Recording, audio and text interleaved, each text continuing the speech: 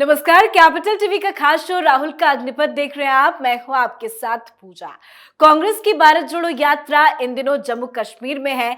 राहुल गांधी अपने अग्निपथ पर आखिरी पड़ाव पर है। भारत जोड़ो यात्रा 125वें दिन जम्मू कश्मीर के कठुआ से शुरू हुई, जहां राहुल गांधी के स्वागत के लिए संजय राउत, फारूक अब्दुल्ला समेत कई नेता नजर आए।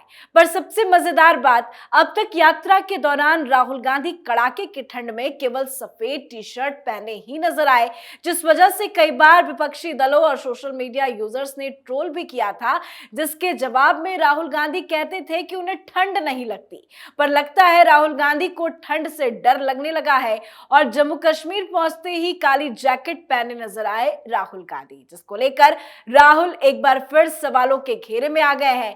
पर राहुल गांधी ने कश्मीर पहुंचते ही बड़ा बयान देते हुए कहा कि मैं घर वापस आ गया हूं। तो क्या वाकई राहुल गांधी की घर वापसी हुई है? इसी के साथ कई बड़े बयान हैं जिस पे भी चर्चा करेंगे। बातचीत के लिए मेरे साथ स्टूडियो में मौजूद हैं कैपिटल टीवी के एग्जीक्यूटिव एडिटर राजीव जी। राजीव जी, बहुत बहुत स्वागत है आपका। राहुल गांधी कह रहे हैं कि उनकी घर वापसी हो गई है, उस पे मैं आऊंगी, लेकिन अचानक से क्या हो गया? उनको ठंड से डर लग गया क्या? देखिए, ठंड से तो डर नहीं लगा होगा, लेकिन वहाँ की स्थितियों से डर लग गया, क्योंकि राहुल गांधी अभी तक साउथ से लेके नॉर्थ तक आए हैं, तो वहाँ पर कई जगहों पर वो बारिश में भीगते हुए अपनी फ़ोटो खिंचवाए। लेकिन यहाँ पर बारिश में भीगते हुए फ़ोटो खिंचवाएंगे तो बर्फीली बारिश में फिर वो जम्मू कश्मीर में जो घर वापसी की बात कर रहे हैं वहीं पर रह जाएंगे। तो स्थिति ये हो गई, जिसके कारण सुरक्षा बल जो हैं, सिक्योरिटी फोर्सेस हैं, उसने भी कहा कि भाई आपकी सुरक्षा हमारी जिम्मेदारी है। तो सुरक्षा सिर्फ आतंकियों से नहीं है, मौसम से भी है। इसलिए उनके निर्देश पर राहुल गांधी ने रेनकोट पहन लिया और ये हीरोइज्म जो दिखा रहे थे उससे पीछे हट गए। इसीलिए बार बार सवाल उठ रहे हैं कि आप अब तक टी शर्ट पहने हुए दिल्ली, पंजाब, हिमाचल में घूम रहे थे, जो दिखाने की कोशिश कर रहे थे कि ठंड नहीं लगती है, तपस्वी की बात कर रहे थे कि वो जैसे इतने बड़े तपस्वी हो गए हैं कि अब उनको मौसम का प्रभाव नहीं पड़ता नहीं है। तो ये स्थितियां बदल गई है और धीरे धीरे राहुल गांधी और बदलेंगे। अभी शुरुआत है इस बदलाव की, क्योंकि यात्रा भी अब अंतिम पड़ाव जी। राहुल गांधी वहां पहुंचते कहते हैं कि मेरी घर वापसी होगी। उस बयान को अच्छे से जरा अपने दर्शकों को बताते हैं। तो भारत जोड़ो यात्रा के अंतिम चरण में जम्मू कश्मीर में प्रवेश करते हुए ही राहुल गांधी ने लोगों से भावुक अपील की। उन्होंने कहा कि मेरे पूर्वज इसी भूमि से संबंध रखते थे, मुझे लगता है कि मैं घर वापस लौट रहा हूं, मैं अपनी जड़ों की ओर लौट रहा हूं, मैं जम्मू कश्मीर के लोगों की पीड़ा समझता हूं और सिर झुकाकर आपके पास आया हूं। उन्होंने ये भी कहा कि वो जम्मू कश्मीर के लोगों के दर्द और पीड़ा को साझा करने के लिए यहाँ आए हैं। मुझे पता है कि यहाँ हर कोई आहत हुआ है, हर कोई पीड़ित है। तो राहुल गांधी कह रहे हैं कि उनकी घर वापसी हो गई है। क्या, कैसे इस बयान को समझा जाए? देखिए, अगर राहुल गांधी वहां घर वापसी करने के लिए गए हैं और जम्मू कश्मीर के लोगों की पीड़ा को साझा करना चाहते हैं, तो जब दिल्ली यात्रा पर थे राहुल गांधी थे, तो उस समय दिल्ली में बसे हुए कश्मीरी पंडितों से, कश्मीर के हिंदुओं से, जो जम्मू कश्मीर से घाटी के क्षेत्रों से भगा दिए गए थे, उनसे उनको मुलाकात करनी चाहिए थी। उन्हें उनके दर्द का एहसास करना चाहिए, जो कि वहां से रातों रात इस डर से भाग गए थे कि उनके खिलाफ एक आवाज आई थी। मस्जिदों से ऐलान किया गया था कि या तो तुम मुसलमान बन जाओ या तो तुम यहां से छोड़कर चले जाओ, यहां रहोगे तो तुम्हारी हत्या कर दी जाएगी। उस समय ये पूरा का पूरा नेहरू खानदान कहीं विदेशी दौरे पर नहीं गया हुआ था। उस समय से अब तक कितनी बार राहुल गांधी दिल्ली में रहते हुए भी कश्मीरी हिंदुओं का दर्द साझा करने के लिए दिल्ली में जो रह रहा है वहां पर गए, जम्मू कश्मीर गए। जम्मू कश्मीर में भी कैंप लगे हुए हैं।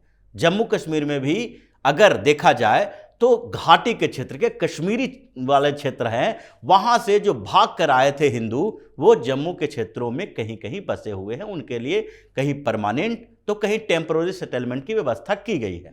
ऐसे में उन लोगों से भी उनकी मुलाकात नहीं हुई, सिर्फ एक ऐसे व्यक्ति से मिलने की कोशिश करते रहे जिनके साथ उनके फोटो मीडिया में और सोशल मीडिया पर दिखाया जाए, उनकी छवि को बदलने की कोशिश की जाए। कुछ सेना के जवानों के साथ मिलेंगे, भूतपूर्व जवान जो पहले सेना में काम कर चुके हैं, क्योंकि सेना को लेकर इनकी बदनामी हो चुकी है। कुछ ऐसे पीड़ित लोगों से मिलेंगे, मुसलमानों के साथ मिलेंगे, जो ये बता सकें कि मुसलमानों के साथ राहुल गांधी खड़े हैं, असमानता के खिलाफ लड़ाई लड़ रहे हैं। वो दर्द बांटने की जो बात कर रहे हैं वो तो पूरी तरह से एक तरफा है, क्योंकि ये वहां पर किसका दर्द बांटने गए हैं और किसका दर्द महसूस करते हैं।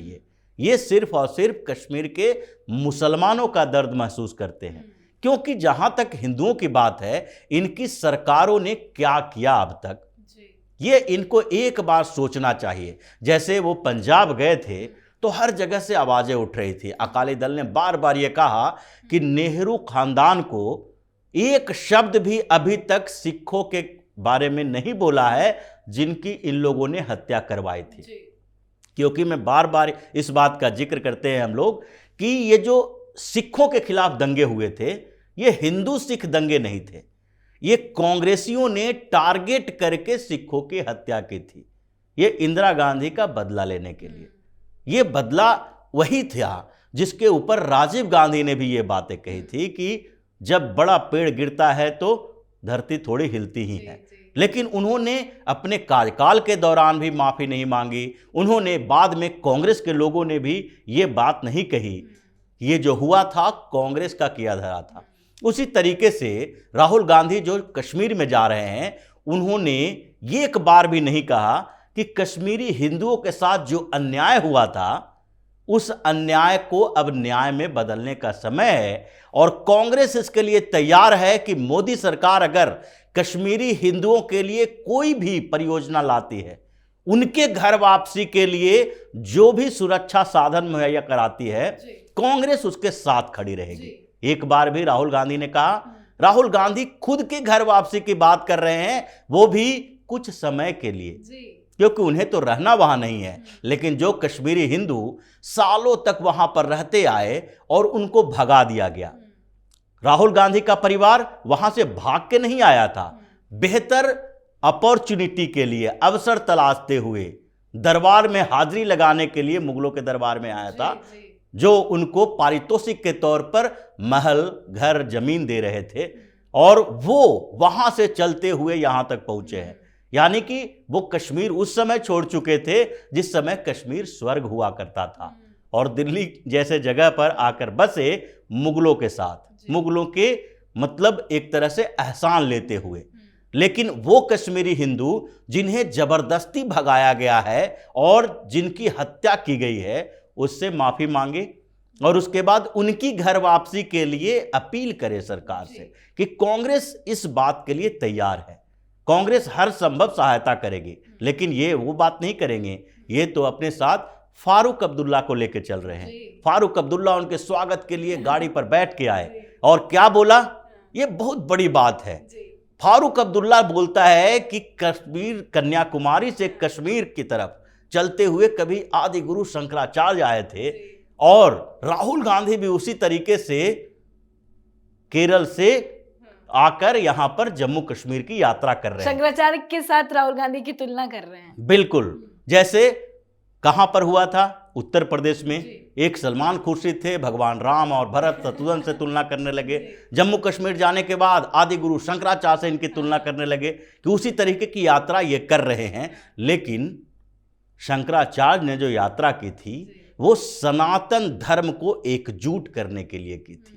राहुल गांधी जो यात्रा कर रहे हैं, ये मुसलमानों को एकजुट करने के लिए कर रहे हैं, जो सनातन के खिलाफ हिंदुस्तान में गजवाए हिंद की बात करता है।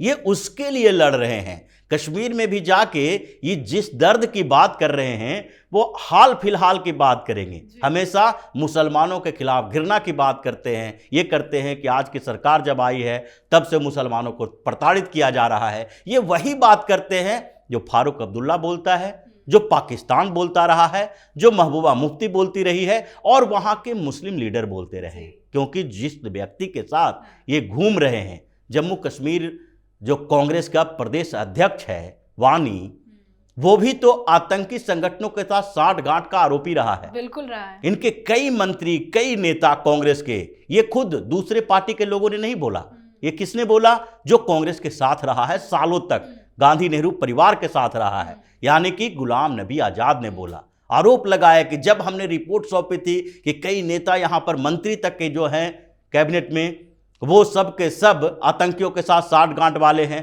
होम मिनिस्टर उस समय कौन थे? शिवराज पाटिल थे। पीएम मनमोहन सिंह थे। सुपर पीएम सोनिया गांधी थी। इन लोगों को रिपोर्ट सौंपी गई और रिपोर्ट सौंपने के बावजूद इन लोगों ने कोई कार्रवाई नहीं की। ये गुलाम नबी आजाद का आरोप है। वो कांग्रेस के इतने सालों तक बड़े नेता रह चुके हैं। उन्होंने आरोप लगाया है कि कांग्रेस कश्मीर में आतंकवाद फैलाता है। ये फैलाने वाले लोग हैं कांग्रेस के नेता, और उन लोगों को साथ लेकर जम्मू से कश्मीर की तरफ जाएंगे, वहां मुसलमानों के साथ मेलजोल करेंगे, क्योंकि इनके पूरे पार्टी के संगठन में हिंदुओं के लिए तो ऐसे भी जगह नहीं है, जम्मू कश्मीर में तो और भी नहीं है, क्योंकि वहां पर ये जानते हैं कि जम्मू कश्मीर के हिंदू इनको वोट नहीं करेंगे, मुस्लिम वोट पर ही इनको खेलना है।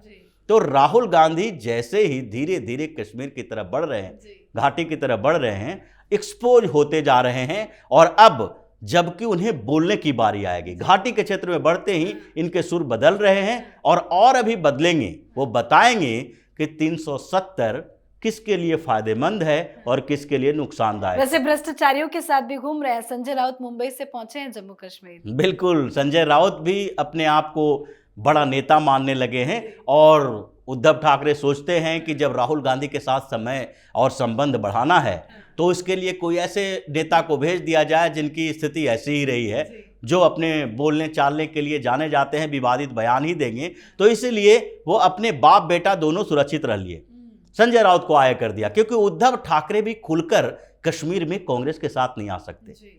जहां बाला साहब ठाकरे ने कश्मीरी हिंदुओं के लिए पूरे स्टेट में खोल दिया था कि यहां पर कोई भी आएगा हम उसकी सहायता करेंगे, वहां तक के लिए उन्होंने, जब पलायन हो रहा था, हिंदू वहां से भगाए जा रहे थे, तो उनके लिए सुविधाएं की मांग की थी। और उस पार्टी के जो है नेता, वो राहुल गांधी के साथ घूम घूम के ये प्रचार कर रहे हैं कि 370 जो हटाया गया है वो बहुत गलत फैसला है, इसको फिर से लागू किया जाना चाहिए, जिसकी मांग शुरुआती दौर से ही कश्मीर के हिंदू करते रहे हैं कि इसे खत्म किया जाए, 35A को खत्म किया जाए।